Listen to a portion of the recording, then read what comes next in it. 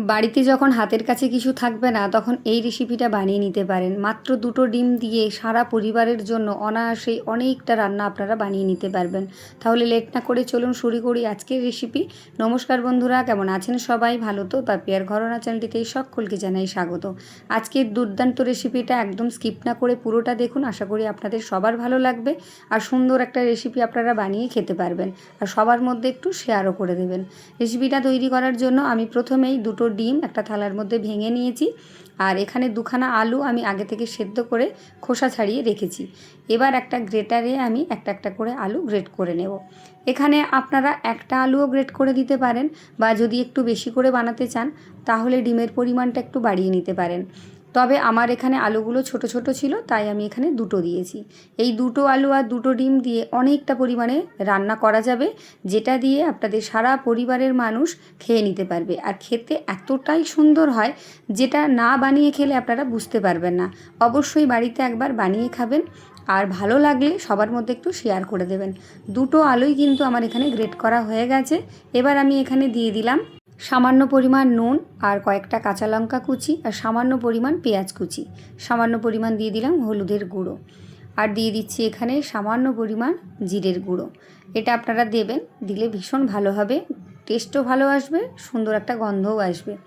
আর পেঁয়াজটাকে একদম ছোট ছোট কুচি করে দেবেন, খুব বেশি বড় করে কুচি দেওয়া যাবে না। আর ঝালের পরিমাণটা আপনারা একটু কম বেশি করে নিতে পারেন। আমি এখানে 2খানা কাঁচা লঙ্কা কুচি করে দিয়েছি, আপনারা চাইলে বেশি করে দিতে পারেন বা স্কিপও করতে পারেন। এবার সব কিছুকে একটু ভালো করে মিশিয়ে নেব। আমি এখানে কাঁটা চামচ দিয়ে মিশিয়ে নিচ্ছি, এটা হাত দিয়েও মিশিয়ে নেওয়া যায়, আপনাদের যেটা খুশি আপনারা সেভাবে মিশিয়ে নেবেন। ভালো করে একটু মিশিয়ে নিতে হবে সময় ধরে।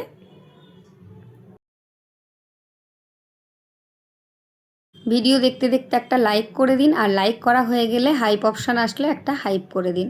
সমস্তটাই খুব ভালো করে আমি মিশিয়ে নিয়েছি। এবার এটাকে একদিকে আমি রেখে দিচ্ছি। আর একদিকে গ্যাসের ওপর আমি কড়াই বসিয়ে দিয়ে দিলাম আমি 2 চামচ মতো সর্ষের তেল, সামান্য পরিমাণ গোটা জিরে আর একটা শুকনো লঙ্কা ভেঙে দিয়েছি। জিরে শুকনো লঙ্কাটা ভালো করে ভাজা হয়ে গেছে। এবার এর মধ্যে দিয়ে দেবো আমি একটা বড় সাইজের পেঁয়াজ কুচি। পেঁয়াজটাকে ছোট ছোট করে কুচি করে নিয়েছি, খুব বেশি বড় করিনি, যাতে করে রান্নাটা তাড়াতাড়ি হয়। এবার পেঁয়াজটাকে হালকা করে একটু নেড়ে ছেড়ে নেব। তারপর এর মধ্যে দিয়ে দিলাম আমি অল্প কিছুটা ক্যাপসিকাম কুচি। আপনাদের হাতের কাছে যদি ক্যাপসিকাম থাকে তাহলে দিতে পারেন, আর যদি না থাকে নাও দিতে পারেন, তবে দিলে কিন্তু সুন্দর একটা স্বাদ আসবে, দারুণ হবে রান্নাটা। পেঁয়াজ আর ক্যাপসিকাম আমি লাল লাল করে ভেজে নিয়েছি। এবার এর মধ্যে দিয়ে দেব একটা মিডিয়াম সাইজের টমেটো, পাতলা পাতলা করে কেটে টমেটোটা দিয়েও একটু নেড়েচেড়ে নেব। এইভাবে রান্না করবেন আমি যেভাবে দেখাচ্ছি, এত সুন্দর লাগবে। এই এক পদ দিয়ে আপনারা এক থালা ভাত খেয়ে নিতে পারবেন। আর হাতের কাছে কোনো সবজি পাতি বা কিছু না থাকলে এইভাবে কিন্তু অনায়াসে আপনারা রান্নাটা করে নিতে পারেন। সামান্য পরিমাণ নুন দিয়ে দিলাম। নুন যেহেতু আমি ডিমের মধ্যে দিয়েছি, তাই এখানে আন্দাজ করে দিয়েছি, আপনারাও নুনটা কিন্তু খুব বুঝে সুঝে দেবেন। এই সময় নুনটা দিয়ে দিলাম যাতে টমেটোটা তাড়াতাড়ি নরম হয়ে যায়। এবার এর মধ্যে দিয়ে দেবো আমি হাফ চামচ রসুন বাটা, হাফ চামচ দিয়ে দেবো আদা বাটা, আর দিয়ে দিচ্ছি আমি হাফ চামচ হলুদের গুঁড়ো, হাফ চামচের একটু কম শুকনো লঙ্কার গুঁড়ো, আর হাফ চামচের একটু কম জিরের গুঁড়ো, আর দিয়ে দিচ্ছি সামান্য পরিমাণ এভারেস্টের চিকেন মশলা। খুব অল্প পরিমাণ দিলাম, এটা যদি আপনাদের হাতের কাছে না থাকে না দিতে পারেন, তবে দিলে ভীষণ ভালো হয়। যেমন স্বাদ হয় তেমন সুন্দর একটা গন্ধ আসে। মশলাটা যাতে পুড়ে না যায় তার জন্য সামান্য পরিমাণ জল দিয়ে একটু নেড়ে চেড়ে নিলাম। আর সবশেষে কালারটাকে সুন্দর করার জন্য দিয়ে দিলাম হাফ চা চামচ মতো কাশ্মীরি লঙ্কার গুঁড়ো। এবার একদম লো আঁচে সুন্দর করে মশলাটাকে কষিয়ে নেব, মশলা থেকে তেল ছেড়ে আসা পর্যন্ত। আর টমেটোগুলোকে এইভাবে একটু ভেঙে চুড়ে নেব। যারা আমার রেসিপি প্রথমবার দেখছেন, যদি ভালো লাগে রেসিপি, অবশ্যই চ্যানেলটা সাবস্ক্রাইব করে পাশে থাকা বেল আইকনটি প্রেস করে অল করে রাখবেন। আমার ভিডিও নোটিফিকেশন সবার আগে আপনার কাছে পৌঁছে যাবে। আর অবশ্যই কিন্তু কে কোথা থেকে দেখছেন, কেমন লাগলো কমেন্ট করে জানিয়ে যাবেন ভিডিওর শেষে। মশলাটাকে খুব ভালো করে একটু কষিয়ে নিয়েছি। দেখুন মশলা থেকে তেল ছেড়ে গেছে, আর বেশিক্ষণ কষানোর প্রয়োজন নেই। মোটামুটি 1 থেকে 1.5 মিনিটের মতো মশলাটা একটু লো আঁচে কষিয়ে নিলেই হবে।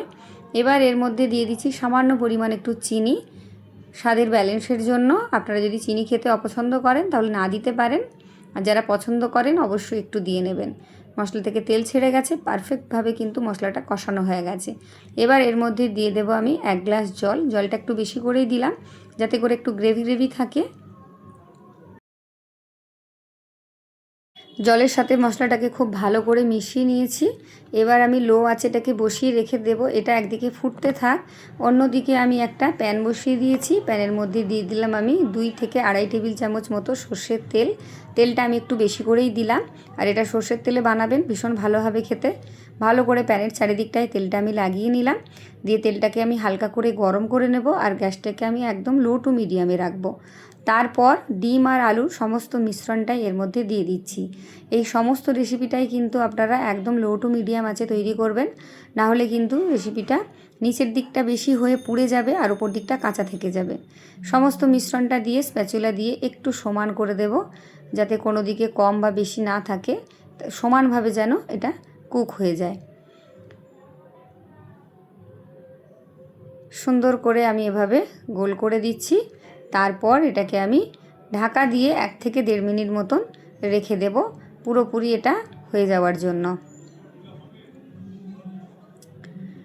1 থেকে 1.5 মিনিট পর আমি ঢাকাটা খুলে নিয়েছি। দেখুন ওপর দিকটা অনেকটাই শুকনো হয়ে গেছে। এবার হালকা করে আমি স্প্যাচুলা দিয়ে চারিদিকটা ভালো করে ছাড়িয়ে নেব, যাতে করে এটা উল্টাতে খুব সুবিধে হয়। আস্তে করে প্রথমের দিকে এইভাবে একটু ছাড়িয়ে নেবেন।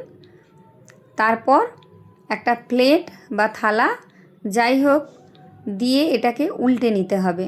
আমি এই দেখুন নেড়ে ছেড়ে নিয়েছি, পুরোটাই কিন্তু ছেড়ে গেছে। এইভাবে একটা প্লেট দিয়ে আমি উল্টে নিয়েছি। দেখুন দেখতে কতটা সুন্দর হয়েছে।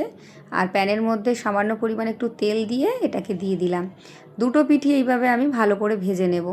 হালকা করে আঁচে আমি সুন্দর করে ভেজে নিচ্ছি, যাতে এটা কোনোভাবেই কাঁচা না থাকে।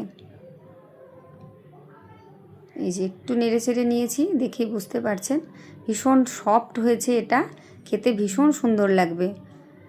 এরকম রান্না বুঝি আপনারা কখনোই বানিয়ে খাননি, আর যদিও খেয়ে থাকেন তাহলে জানেন এটা কতটা সুন্দর হয় খেতে।